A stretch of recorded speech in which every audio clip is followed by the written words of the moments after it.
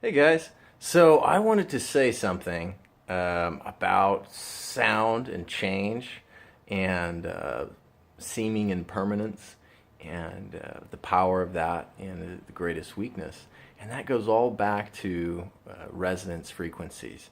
So if you imagine our government as a big crystallized structure, right? It's a solid thing, well connected, like a big crystal glass for drinking the blood of the world, right?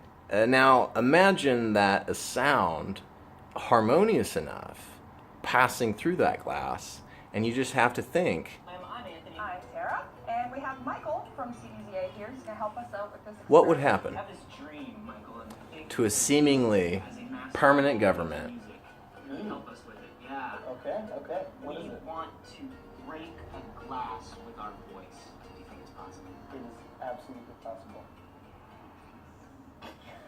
So all glass has a resonant frequency. It basically is the frequency at which an object will vibrate if it's disturbed by Love. a stimulus, like sound wave.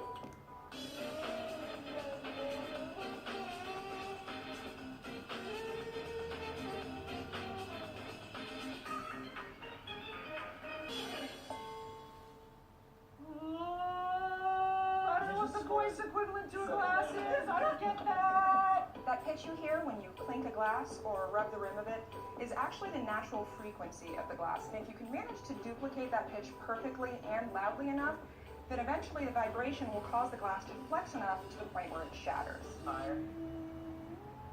Oh, I have nothing in between those two notes. The volume that I'm speaking at now is around 50 decibels, but in order for the glass to shatter, we're going to need at least 100 decibels, which is difficult, but not totally impossible.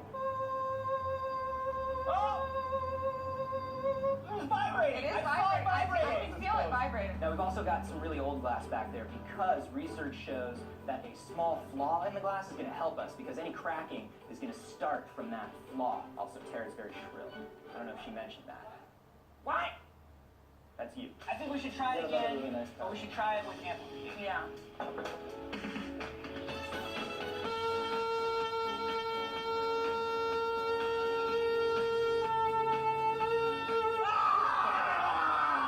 Why won't you die?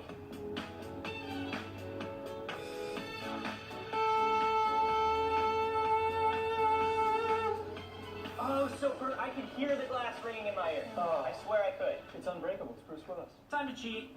Here we go. So our last speaker was a standard speaker, so it's got a cone on it, right, to spread sound around. What we have here is a horn driver connected to PVC pipe. This is about $7, and this is going to just direct the sound straight into the glass. More power of voice. Yes. Exactly. Also, we're going to just amplify crud out of this thing. Yes, and I've got a sound level meter here so we can make sure that the pitch is above 100 decibels, which is what we need. Yeah, I'm gonna take a running start actually. If you guys Okay. don't mind.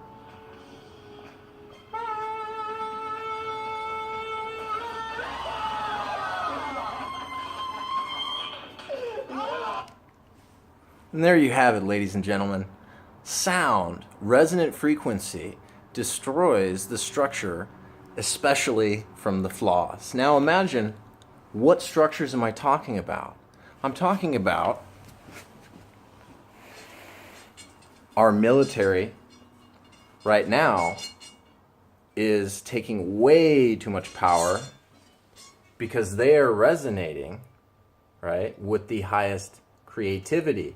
But if creativity from people resonates at a higher frequency than the military will fall apart because they will no longer be relevant or valid, and which is why they're trying to protect and suppress knowledge. And if you look at the spiritual religions of the world, they're hiding spirituality or energy mechanisms. Essentially, they have way more information regarding how energy flows through the universe and how it's connected, right? Where they can actually create a picture to imagine the total connection between all life. This information is being concealed intentionally. So when people start looking at all the connections of life and seeing how their energy flows through the universe, as well as their imagination, their vision, their hearts, and so on and so forth, we're going to have these structures that are designed to hold people in a container. They're going to break. And at that point, we'll be in a much, much better society that's freely spiritual and that's freely creative. And that's the kind of society I want to live in. And just like you heard him, sometimes you have to amplify the crap out of it and focus, laser focus. I've been focused on this for my entire life.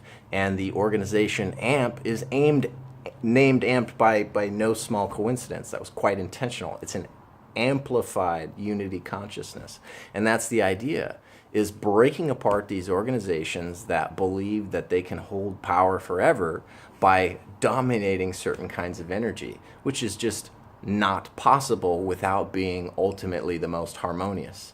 Because when people of greater harmony start being more creative, they're going to get better ideas. And the people that are more spiritually empowered start empowering other people with their own spirituality and not trying to create a cult or a series of payment structure like the Catholic organization and a lot of the organizations where they're just collecting money and using people's money to do, what the organization thinks is best in order to influence the world. And so when we start taking possession of our influence over the world and our connection to the world, and we start taking possession of our extremely high capable functioning creativity, that's when this whole thing shatters and we create something better. And that's when the whole spiritual cloud of heaven and hell disappears and we create connections that establish enough compassion that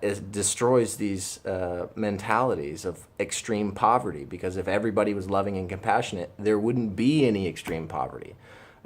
So that's the idea. We're coming into the age where these energies are being amplified, and it's my own personal mission in life to build an organization to amplify the crap out of unity consciousness until all the structures of power that claim that they operate in unity consciousness either will begin and fluidly, like a liquid crystal superconductor of water, that is the resonant factor of life, or they will break apart down to the very smallest pieces, and they'll flow like water because all the people will flow into a better way of living and a better way of interacting. So I'm just excited. I want to share that with you and just a little bit of insight into what's happening in the future. Don't be afraid when these things fall apart, because they're falling apart right now, because the energy that is being amplified, not by us, but through us, it's happening in the planet and we experience it on an individual level. So these manifestations and these new dreams, these new inventions, they're planetary ideas that are embodied through us, not by us. And that's what they're trying to suppress, is the planetary connection, the unity consciousness, and the inclusiveness that we're all exactly the planet. We're all the planet. If we occupy different points on the planet, it makes no difference. Your body, every aspect of your body, comes right out of the planet. It's being resonated with unity consciousness, the sunshine, which gives you all the wavelengths of light that resonate with the iron core of the planet to give you life, to give you consciousness, all forms of consciousness. And when people can bring them into balance and they can amplify, we can become fluid again. And that's what life is all about. And that's the winter ending and the spring beginning. The crystals, they're melting, they're breaking apart, and they're turning back into liquid crystal superconductors, because water is the most loving thing on the planet. It's the most powerful thing on the planet, and it is the most intelligent thing on the planet.